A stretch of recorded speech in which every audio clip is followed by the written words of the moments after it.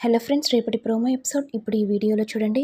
ఇక దీపక్ ఫోన్లో మాట్లాడుతుంటే మందారం విని, విరూపాక్షి మా ఇంట్లో తప్పించుకుంటే మేమే విరూపాక్షిని పట్టుకున్నాం, జాగ్రత్తగా చూసుకోండి, మేము వచ్చేలోపు ఎలాగో అలా మేనేజ్ చేయండి. ఇదంతా మందారం విని వెంటనే రాజుకి ఫోన్ చేసి జరిగిన విషయం చెప్పేస్తుంది.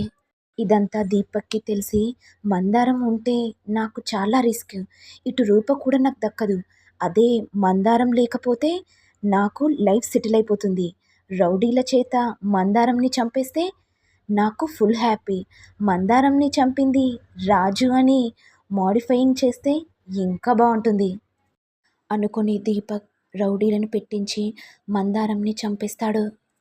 ఇక మందారం చనిపోగానే దీపక్ యాక్టింగ్ చేస్తూ, మామయ్య మందారం చనిపోయింది. మందారం చనిపోవడం ఏంట్రా, మందారం చనిపోయినట్టు టీవీలో చూపిస్తున్నారు మామయ్య, కార్పొరేట్ మందారం హత్య అని అనేసరికి విజయాంబిక ఒక్కసారిగా షాక్ అవుతుంది.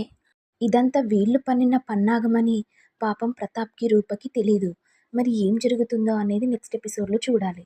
ఇక ఇంతటితో రానున్న ప్రోమో ఎపిసోడ్ ఎండ్ అవుతుంది. మరి మీకు వీడియో కనుక నచ్చినట్లయితే లైక్ చేయండి, షేర్ చేయండి, సబ్స్క్రైబ్ చేయండి. Thank you all.